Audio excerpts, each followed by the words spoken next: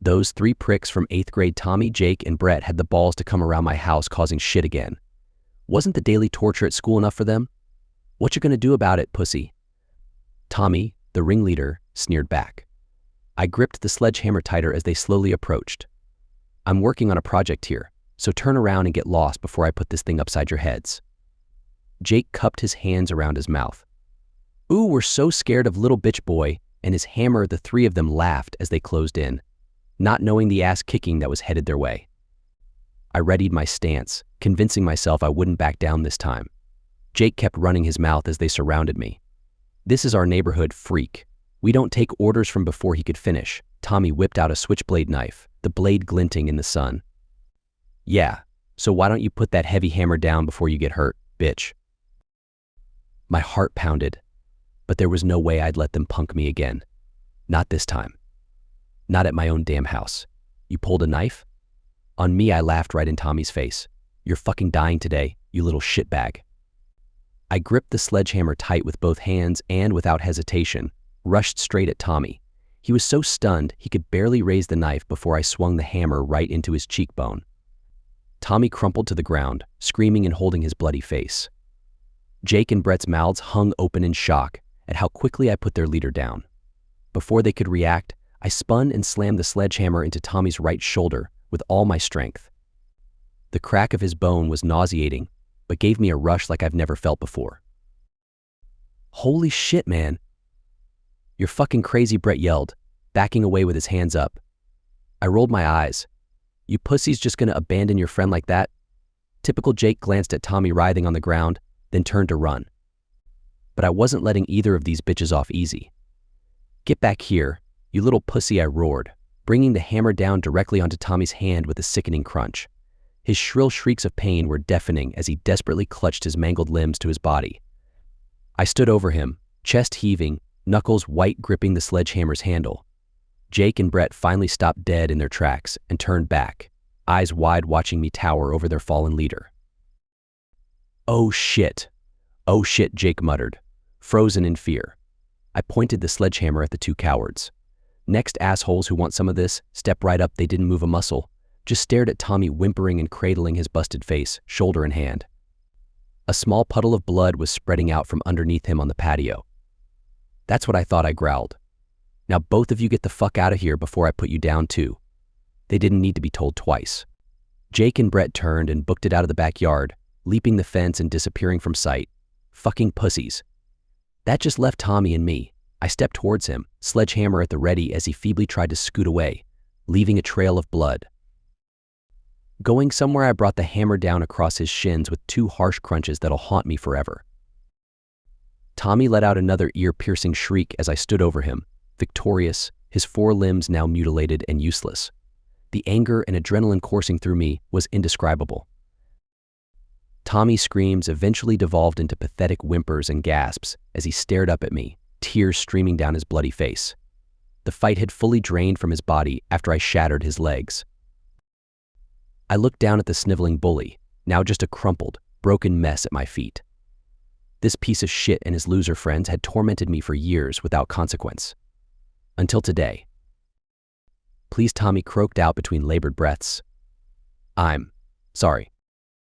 I let out a harsh laugh as I gave his busted shin a firm kick, causing him to let out a guttural groan. Should have thought about apologizing a long time ago, you fucking punk.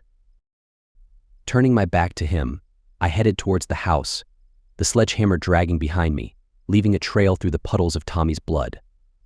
As I reached the back door, I paused and looked over my shoulder at his wheezing form. Don't fucking move, bitch. I'll be right back. I could hear his muffled cries as I went inside, slamming the door behind me. Grabbing the kitchen phone, I dialed 911, requesting an ambulance for a kid who got his ass kicked in self-defense. When the operator asked if the situation was under control, I cracked a satisfied smile. You could say that. I hung up the phone and headed back outside to find Tommy barely conscious, a puddle of blood and piss surrounding his mangled body. His wheezes and groans were barely audible now. As I grabbed the sledgehammer again, the bitter metallic smell of his blood hit my nostrils, making me grimace. I gave his battered form a wide berth, not wanting to track that shit into the house. Surveying the destruction left in the backyard, I felt a weird sense of pride and accomplishment, like I'd just completed that patio demo job I'd wanted to start in the first place. One tough piece of work handled. Of course, now I'd need to get a new sledgehammer to actually finish breaking up the rest of that cracked asphalt. This one was pretty much done at this point, its head caked in Tommy's blood and chunks of blonde hair. I locked eyes with the barely conscious kid and sneered, "You and your shitbag friends are paying for my new hammer, jackass." A pained groan was his only response as I made my way over to the pile of reclaimed bricks I'd hoped to use for the new patio. Planting my foot on one of the bricks, I gave it a firm shove, sending it skidding across the patio right into Tommy's face. "Shit, my bad," I deadpanned as he let out a gurgling cry. "Don't lose any more teeth now." The wail of approaching sirens in the distance put a satisfied smirk on my face. Help was on the way for the mighty Tommy. Not that he deserved it after being such a massive prick all these years. The ambulance arrived first, 2 EMTs rushing into the backyard with a stretcher and equipment. Their faces turned pale at the sight of Tommy's contorted, bloody form. "Holy shit, what happened here?" one of them asked, quickly moving to check his vitals. "This punk and his buddies tried to jump me with a knife," I stated matter-of-factly. Had to teach them a lesson in self-defense. As they carefully lifted Tommy's limp body onto the stretcher, I could see the deep gashes and swelling on his face, the grotesque bend in his shoulder, his fingers pointing in bizarre directions. His legs looked wildly unnatural too. The EMT gave me a wary look as they secured Tommy. "You did all this with that sledgehammer?" "Yup," I replied bluntly. "Maybe don't bring knives to a hammer fight next time." They shook their heads in disbelief and wheeled Tommy towards the ambulance. As a couple cops arrived on scene, I was grateful I'd thought to ditch the bloody hammer before they showed up. One of the officers approached me. "You the one who called this in, son?" I straightened up. "Sure was, officer. That kid attacked me in my own backyard with a knife, so I defended myself." His partner was crouched down near the patio, examining the streaks and puddles of blood. "Looks like you went a bit overboard, kid." The first cop held up a hand. Witnesses say they saw the knife too. Suspect had a deadly weapon. "Self-defense is self-defense," I added with a shrug. "Maybe he'll think twice about threatening people next time, if he makes it." The cops exchanged a look before one of them sighed and took out a notepad. This was going to be a long statement to give. After what felt like hours of recounting every gory detail to the cops, I was finally able to get rid of them. Surprisingly, they didn't arrest me after verifying the knife Tommy brought and the other witnesses' stories about him and his friends being the instigators. As I watched the last police cruiser pull away from the curb, I felt a weird mixture of relief, pride, and queasiness settle in my gut. I'd finally stood up to my bullies in the most brutally effective way possible. But damn, did I really have to go that far? The sound of the ambulance's sirens faded into the distance, and an eerie silence fell over the neighborhood. I made my way back towards the backyard, the late afternoon sun beating down on me. That's when I saw the cracked, dried puddle of Tommy's blood soaked into the old asphalt patio, surrounding my impression in it from where I'd been standing. It locked in the moment, the memory of snapping and taking that rush of primal revenge out on him and his cronies. I felt a little twinge of regret, but it was overpowered by that lingering sense of satisfaction. Like I'd conquered something, overcome an obstacle that'd been wearing me down for years, even if the means were extreme. Shaking it off, I headed inside to take a shower, trying not to look at the streaks of Tommy's blood staining the bottom of my shoes. As the hot water washed over me, I couldn't help but replay it all in my head, a surreal, visceral loop. When I finally stepped out, I caught a glimpse of my reflection in the foggy mirror. There was a wildness in my eyes I hadn't seen before. My knuckles were bruised and raw from gripping that sledgehammer's handle so tightly. A faint smirk crept across my lips. Suddenly, I couldn't wait for school to start up again. A few weeks later, the first day of 9th grade finally rolled around. I have to admit, I felt a weird sense of pride and power as I strolled through the front doors of Western High. Whispers and sideways glances followed me down the hallways. Word about what went down with Tommy had clearly made its way around the student body over summer break. I could see the mixture of fear and respect in people's eyes as I passed. As I approached my locker, I spotted Jake and Brett huddled nearby, their faces dropping when they saw me. Those two bitches didn't dare make eye contact as I got my books out for first period. Pussies. Slamming my locker shut, I turned to see Tommy at the end of the hall, the first time I'd laid eyes on him since that day.